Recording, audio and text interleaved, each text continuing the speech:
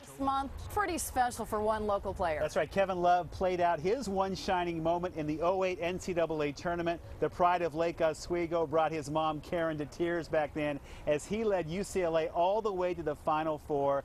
Then he went pro, and the rest is unfolding history, to be sure. As we all know, Kevin is a rising NBA star and a role model for a lot of the players that we're watching right now that are good enough, in fact, to go to the NBA eventually. Yeah, they should follow his lead. And I had a chance to sit down with Kevin's dad, Stan Love, who was a pretty good NBA player in his day. Sure. And he saw something at Kevin in an early age that made him see that he was going to be great someday.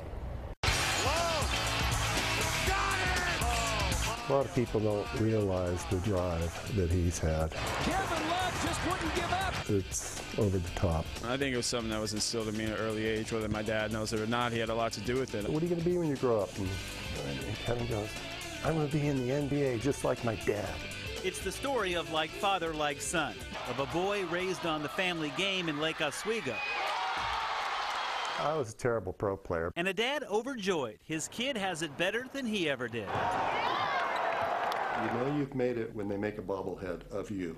It is enough to make heads spin around the neighborhood where Kevin developed his love for the game.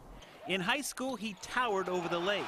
This is the Naismith High School Player of the Year. And Stan Love knew by then his middle child was destined to surpass his own four-year NBA career in the early 70s. What I noticed at a very early age was he had a lot of the personality and nuances of guys like Jerry West. Superstar kind of guys are different. They're driven. Driven to jump from UCLA to the pros after one freshman year glory ride to the '08 Final Four.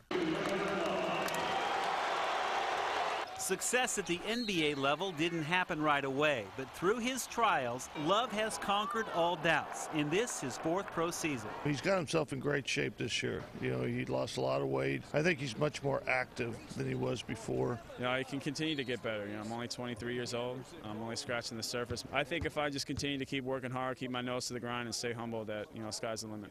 Who would question that from a ball hawk known for crashing the boards, who went to a second straight All-Star game and outgunned the best to win the three-point shooting contest? I just couldn't believe it. I just walk around going, I can't believe it. You know, I definitely have a lot of pride in it. I'm sure my dad does as well. You get a star for every year you make the All-Star team. He's the guy that put the ball in my hands at an early age, and, you know, I've ran with it since.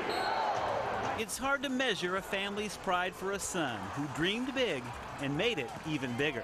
He wants to be somebody, he always has, and he's accomplishing that. And we have watched him grow up, and you know what? His dad and Kevin both told me that he wouldn't mind wearing a Blazer uniform someday. He's happy as a wolf right now, but maybe someday he'll play right behind us. Nice to You see. never know. There's a chance it could happen. Remember how the Blazers just blew everything up yesterday? They need him. What a way to start the new era tonight. Playing the best team in the NBA right now in Chicago. A fresh scrubbed Caleb Canales taking over for the fired Nate McMillan. And you know what? He is 1-0 as head coach. The Blazers actually outscored the Bulls 22-10 in the final quarter. Wesley Matthews there finished with 4 three-pointers and 18 points. LaMarcus Aldridge came up huge too in the fourth, finished with 21 points.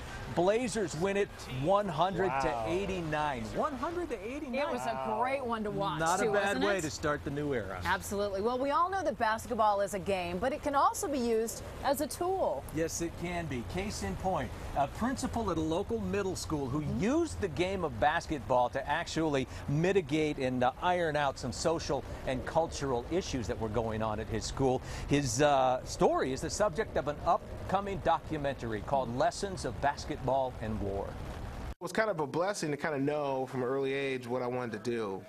And that, of course, was if I didn't make it to the NBA. Seems like Kevin Bacon has known forever that he'd be an educator, and he is, at Hosford Middle School in Portland, where several years back, a handful of young East African refugees from war and famine put Kevin's skills to the test. This is a story about being a teenager in a new home, in a new school, in a new country. I don't want to even hear about Somali. Instead of fighting about for no reason.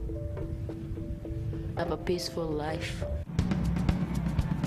Culture shock, Coming from places like war-torn Somalia, assimilation into America was a task. Some of the girls even still carried tribal differences with them into the school halls. There was conflict here at the school, and so in addition to that conflict, I also noticed they just were playing basketball a lot. To become a peacemaker and facilitator, Kevin formed an all-girls African hoop team. As we kind of like got it, yeah, it was fun, and we were like, yeah, we want to compete and all that. I knew that was a story that just had to be told. Fascinated by the social experiment, film producer Ron Burke followed Kevin through a year of what became both the best of times and occasionally trying times for an already busy middle school principal. And even though I might have been tired going into the practices or into the games, all the games were 10 Saturdays. Once I was there and we were in the moment, it was pretty incredible. Now a junior at Cleveland High, Ruth Doty says Kevin's basketball experiment worked for her. Because I made a lot of friends that still go to the same school as me, and we do like other sports together. Yeah.